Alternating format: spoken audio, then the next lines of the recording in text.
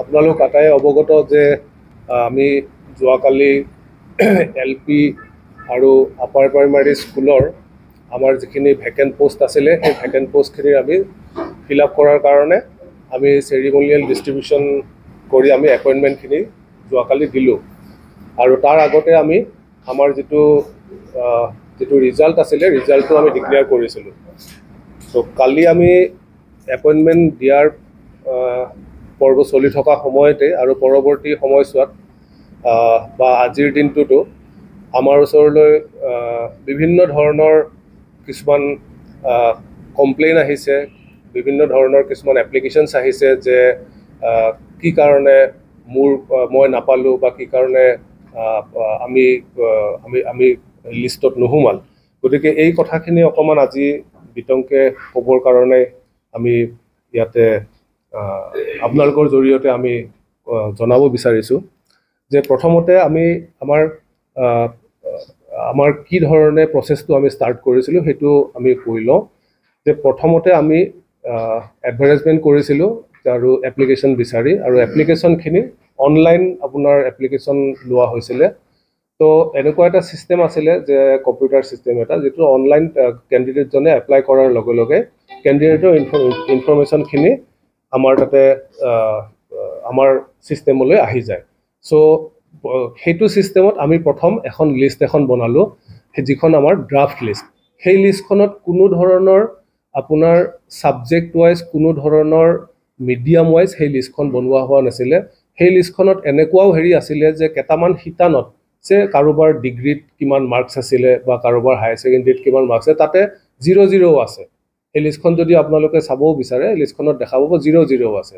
0-0 কি কাৰণে আছিলে? কাৰণ ডাটা এণ্ট্ৰিটো কৰিছিল সেই পাৰ্টিকুলাৰ কেণ্ডিডেটজনে। গতিকে তেওঁ হয়তো কিবা এটা ইনফৰমেশ্যন তেওঁ নিদিয়াৰ কাৰণে ছিষ্টেমে তাতে 0 লৈ ল'লে। তো তেনেকুৱাকৈ এখন আমাৰ লিষ্ট ওলালে। এতিয়া এটা মেজৰ কমপ্লেইন আমি আজি দেখিলোঁ, যিমানখিনি আমি আপত্তি পালোঁ কেণ্ডিডেটসকলৰ পৰা, যে এটা মেজৰ আপত্তি আছিলে যে যিখন প্ৰথম ড্ৰাফ্ট যিখন লিষ্ট আছিলে, যে ড্ৰাফ্ট লিষ্টত মোৰ এগ্ৰিগেট মাৰ্কটো বেছি আছিলে, কিন্তু মই নাপালোঁ, কিন্তু মোতকৈ তলৰ কোনোবা এজনে পালে। চ' সেই বস্তুটো কাৰণ সেইখন আমি ৰেফাৰেঞ্চ হিচাপে ল'বই নালাগে। সেইখন এখন ড্ৰাফ্ট জাষ্ট হেয়াৰলাইজ লিষ্ট এখন হয়। তাৰপিছত আমি কেণ্ডিডেটসকলক আমি ফিজিকেলি ইয়াতে মাতিলোঁ, তেখেতসকলৰ ফিজিকেল এক্সামিনেশ্যনৰ কাৰণে অল ডকুমেণ্টছ। ফিজিকেল এক্সামিনেশ্যনৰ সময়ত যদি সেই তাতে ক'ৰবাত 0-0 যিখন আমাৰ অৰিজিনেল প্ৰথম ড্ৰাফ্ট লিষ্টখনৰ আছিলে, তাৰপিছত তেওঁ ডকুমেণ্ট প্ৰডিউচ কৰাৰ সময়ত তাত যদি কিবা মাৰ্কছ দিব লগা আছিলে, সেই মাৰ্কছটো তাতে এড হ'ল। আমাৰ মাৰ্কিং ছিষ্টেমটো একেবাৰে ক্লিয়াৰ, যিটো আমাৰ সময়ে প্ৰকাশিত যিবোৰ OM আছে বা যিবোৰ নটিফিকেশ্যন আছে, সেইমতে কৰা হৈছে যে আমি হায়াৰ ছেকেণ্ডেৰীৰ পৰা আমি 5% লৈছোঁ, ডিগ্ৰীৰ পৰা আমি 5% লৈছোঁ, DLEDৰ পৰা আমি 5% লৈছোঁ, আৰু কাৰোবাৰ যদি এক্সট্ৰা কাৰিকুলাৰ এক্টিভিটি, তেওঁ NCCত C চাৰ্টিফিকেট বা B চাৰ্টিফিকেট বা A চাৰ্টিফিকেট আছে, তাৰ পৰাও 5%। তো এইফালৰ পৰা আহি গ'ল 20%, আৰু টেটৰ পৰা আহিলে 20%, এইটো 80%। চ' টোটেল 100 হৈ গ'ল।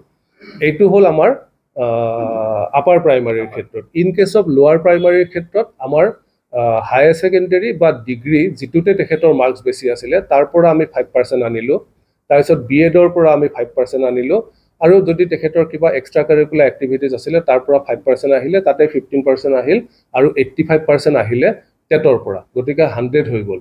এতিয়া এইখিনি বস্তু আমি তেখেতসকলৰ মাৰ্কশ্বিট চাই, তেওঁলোকৰ যিখিনি ডকুমেণ্টছ আমাক দিছিলে সেইখিনি চাই, তাৰপিছত আমি subject wise, medium wise, vacancy wise আমি লিষ্টখন বনালোঁ। গতিকে অভিয়াছলি তেতিয়া আপোনাৰ যেতিয়া মিডিয়াম ৱাইজ ৱাইজ কৰা হ'ল, তেতিয়া সেইখন এখন বেলেগ লিষ্ট হৈ গ'ল। এতিয়া সেই ছেকেণ্ড যিখন লিষ্ট হ'ল, সেইখনহে আপোনাৰ ছেকেণ্ড মেৰিট লিষ্টখন, যিখন ফাইনেল মেৰিট লিষ্ট। আৰু ফাইনেল মেৰিট লিষ্টখনৰ পৰাই আমি কেণ্ডিডেটসকলক আমি চিলেক্ট লিষ্টখন আমি প্ৰকাশ কৰিলোঁ। যেতিয়া আমি মেৰিট লিষ্টখন বনাইছিলোঁ, তাতে কেইটামান আপোনাৰ পইণ্ট আছিলে, যিকেইটা পইণ্ট আপোনাৰ গ্ৰাউণ্ড অফ ৰিজেকশ্যন আছিল।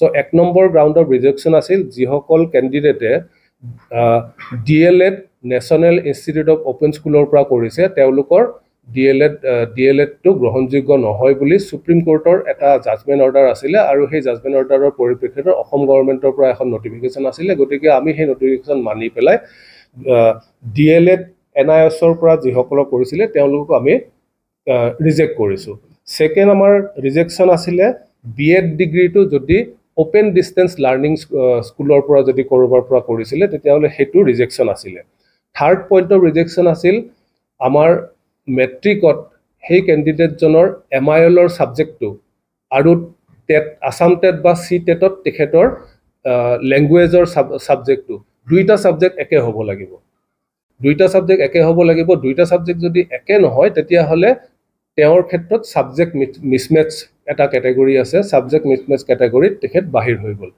গতিকে মেইন এইকেইটাই আছিলে মানে এপ্লিকেশ্যন ৰিজেক্ট কৰাৰ গ্ৰাউণ্ড আৰু যিমানখিনি আমি কমপ্লেইনো আমি কালিৰ পৰা পাইছোঁ সেই গোটেইখিনিতে আমি দেখিছোঁ যে আইডাৰ কোনোবা কেণ্ডিডেটৰ তেখেতৰ HSLCৰ লেংগুৱেজ MIL আৰু টেটৰ তেখেতৰ লেংগুৱেজ পেপাৰৰ মাজত ডিফাৰেঞ্চ আছে লেংগুৱেজ দুটা মিল নাই আৰু পাইছোঁ আমাৰ NIS DLEDৰ ক্ষেত্ৰতো আমি পাইছোঁ যে তেওঁলোকৰ NIS আছিলে হেৰিৰ পৰা কিন্তু তাৰপিছত এই কমপ্লেইনখিনি অহাৰ পিছত আমি চালিজাৰি যেতিয়া চাওঁতে আমি দেখিলোঁ যে আমাৰ টেকনিকেল বা ক্লাৰিকেল মিষ্টেক বুলি আমি মানি লৈছোঁ যে আমাৰ দুজন NISৰ দুজন কেণ্ডিডেট আমাৰ লিষ্টত সোমাইছিলে আমি লগে লগে এইটো ৰেক্টিফাই কৰিছোঁ আৰু দুজন কেণ্ডিডেটৰ নাম ডাবল এণ্ট্ৰি হৈছিলে সেই দুটাও আমি ৰেক্টিফাই কৰিছোঁ গতিকে এই ৰেক্টিফিকেশ্যনৰ পিছত আমাৰ যিটো এভেইলেবল ভেকেঞ্চি এতিয়া ওলাইছে এই ভেকেঞ্চিটো আমি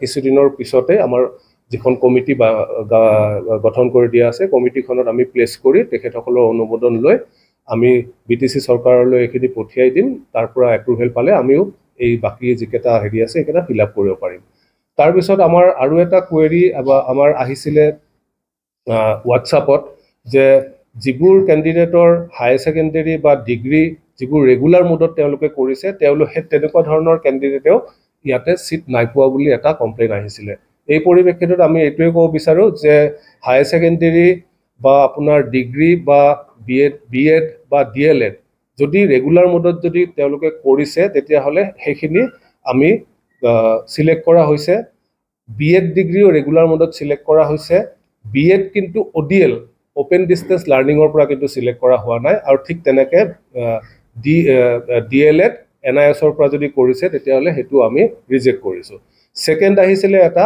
লেছ এগ্ৰিগেট মাৰ্কৰ কেণ্ডিডেটে সিলেকশ্যন পাইছে এগেইন এইটো ক্ষেত্ৰত মই এইটোৱে ক'ব বিচাৰিছোঁ যে এই যিটো লেছ এগ্ৰিগেটৰ মাৰ্কৰ কথাটো আছিলে সেইটো তেখেতসকলৰ তেওঁলোকে ৰেফাৰ কৰিছে সেই পাৰ্টিকুলাৰ প্ৰথম যিখন আমি লিষ্ট ড্ৰাফ্ট যিখন লিষ্ট বনাইছিলোঁ যিখনত কোনো ছাবজেক্ট ৱাইজ বা কোনো মিডিয়াম ৱাইজ কৰা হোৱা নাছিলে গতিকে সেইখনৰ বেচিছতে এই কমপ্লেইনটো আহিছিলে যে কম এগ্ৰিগেটৰ হেৰিও কোনোবাই পাইছে সেইটোৰ ক্ষেত্ৰতো এইটোৱে ক'ব বিচাৰিছোঁ আমি যেতিয়া ছাবজেক্ট ৱাইজ আমি ফিজিকেল আমি ভেকেঞ্চি ৱাইজ আমি মিডিয়াম ৱাইজ যেতিয়া আমি ছেগ্ৰিগেট কৰি পেলালোঁ তেতিয়া আমি তাৰপিছত যিটো মেৰিট লিষ্ট বনোৱা হ'ল সেই মেৰিট লিষ্টৰ ভিতৰৰ যিখিনি চিলেক্টেড কেণ্ডিডেট হ'ল তেতিয়া হয়তো তাৰে কোনোবা এজনৰ মাৰ্ক হয়তো তাতে এগ্ৰিগেটত কম থাকিবও পাৰে কাৰণ কিয় এগ্ৰিগেট সেইখিনি সময়ৰ এগ্ৰিগেটৰ ভিতৰত আপোনাৰ এনেকুৱা ধৰণৰ থাকিব পাৰে যে কাৰোবাৰ স্পেচিয়েল এক্সট্ৰা কাৰিকুলাৰ এক্টিভিটিজ আছিল কিন্তু সেইটো হয়তো সেইখিনি সময়ত শ্ব' হোৱা নাছিলে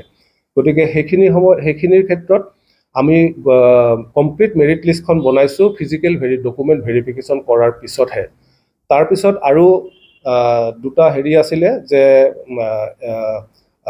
কমপ্লেইন আছিলে যে চিলেক্টেড দুটা বা তিনিটাকৈ ৰিপিট হৈছে কেণ্ডিডেটৰ আমি এইটো মানি লৈছোঁ সেইটো ৰেক্টিফাই কৰিলোঁ ঠিক তেনেকৈ NISৰো কেণ্ডিডেট সোমোৱা বুলি কৈছিলে সেইটো আমি মানি লৈছোঁ সেইটো আমি লগে লগে ৰেক্টিফাই কৰিছোঁ তাৰপিছত আমাৰ যিখিনি কাট অফ মাৰ্ক আছিলে মিডিয়াম ৱাইজ কাট অফ মাৰ্কখিনিৰ ওপৰতো আজি আমি কিছুমান যিবোৰ কমপ্লেইন চালোঁ তো আজি যিখিনি আমি লিখিত কমপ্লেইন পাইছিলোঁ লিখিত কমপ্লেইনখিনিৰ ভিতৰতো দেখিলোঁ যে বেছিভাগ কেণ্ডিডেটেই যোনে কৈ আছে যে মই পোৱা নাই মই পাব লাগিছিলে আমি আজি পুনৰ পৰীক্ষা কৰি চাই দেখিলোঁ যে যিটো আমাৰ কাট অফ মাৰ্ক আছিলে সেই কাট অফ মাৰ্কতকৈ তেখেতৰ টোটেল মাৰ্কছটো কম আছে গতিকে সেইটো কাৰণেতো তেখেতে পোৱা নাই কাট অফ মাৰ্কছখিনি আমাৰ তাতে মিডিয়াম ৱাইজ গোটেইখিনি আমি উলিয়াই থৈছোঁ আপোনালোকক জ্ঞাতাৰ্থে আমি আপোনালোকক জনায়ো দিব পাৰিম তো আমাৰ আপাৰ প্ৰাইমাৰী আৰ্টছত আছামিজ মিডিয়ামত আমাৰ কাট অফ মাৰ্ক হৈছে 68.79%। ঠিক তেনেকৈ আপাৰ প্ৰাইমাৰী বৰ্ডত আমাৰ কাট অফ মাৰ্ক আহিছে 67.36%। আপাৰ প্ৰাইমাৰী আৰ্টছৰ হিন্দীত আমাৰ কাট অফ মাৰ্ক আহিছে 60.89%। তাৰপিছত আপাৰ প্ৰাইমাৰী আৰ্টছৰ বেংগলীত আমাৰ কাট অফ আহিছে 66.01%। আপাৰ প্ৰাইমাৰী ছায়েন্স আছামিজত কাট অফ আহিছে 69.46%। আপাৰ প্ৰাইমাৰী ছায়েন্সত বড়োত আহিছে 67.40%। আপাৰ প্ৰাইমাৰী ছায়েন্সৰ বেংগলীত কাট অফ আহিছে 66.50%। আপাৰ প্ৰাইমাৰী ছায়েন্সৰ হিন্দীত কাট অফ আহিছে 69.15%। তাৰপিছত আপাৰ প্ৰাইমাৰী হিন্দী তাতে হিন্দী বড়োত কাট অফ আহিছে 50.62%। আপাৰ প্ৰাইমাৰী হিন্দী আছামিজ এইটো আমাৰ বিটিআৰৰ ক্ষেত্ৰত বিটিআৰ কেণ্ডিডেটৰ ক্ষেত্ৰত কাট অফ আহিছে 48.27%। আৰু নন বিটিআৰত 6জন কেণ্ডিডেট আছিলে তেওঁলোকৰ ক্ষেত্ৰত কাট অফ আহিছে 60.52%। এতিয়া লোৱাৰ প্ৰাইমাৰীৰ ক্ষেত্ৰত হিন্দীৰ কাট অফ আছে 65.76%, বেংগলীত কাট অফ আছে 60.54%, আছামিজত কাট অফ আছে 64.83% আৰু বড়োত কাট অফ আছে 60.57%। আমাৰ ৱেবছাইটত এই যিখিনি আমাৰ কি গ্ৰাউণ্ডত ৰিজেকশ্যন হৈছে যেনেকৈ BLED ডিগ্ৰী আছে NIOSৰ পৰা কৰিছে, BEd ডিগ্ৰী আপোনাৰ কৰিছে অপেন ডিষ্টেঞ্চ লাৰ্ণিং স্কুলৰ পৰা, L1 L2 যিটো মিছমেটছ লেংগুৱেজৰ MIL আৰু টেটৰ লেংগুৱেজৰ যিটো মিছমেটছ ইত্যাদি কথাখিনি আমি আজি বা কালিৰ ভিতৰতে বা আজি ৰাতিৰ ভিতৰতে আমি আমাৰ ৱেবছাইটতো আমি দি দিম। আৰু যিখন আমাৰ ফাইনেল যিখন মেৰিট লিষ্ট আছিলে সেই মেৰিট লিষ্টখনো আমি ৱেবছাইটত দিয়াৰ কাৰণে আমি যা যোগাৰ কৰিছোঁ। চ' শেষত মই এটা অনুৰোধ জনাব বিচাৰোঁ যে যদি আৰু এই সংক্ৰান্তত যদি আপোনালোকৰ আৰু কাৰোবাৰ যদি কিবা ওজৰ আপত্তি আছে আমাৰ ডাইৰেক্টৰ অফ এডুকেশ্যন BTCৰ কাৰ্যালয়ত আহি তেখেতসকলে তেওঁৰ ওজৰ আপত্তি বা তেখেতৰ কমপ্লেইনটো দাঙি ধৰিলে আমি নিশ্চয় সেইটো পৰীক্ষা কৰি চাই তাৰ সদুত্তৰ এটা দিব পাৰিম। ধন্যবাদ।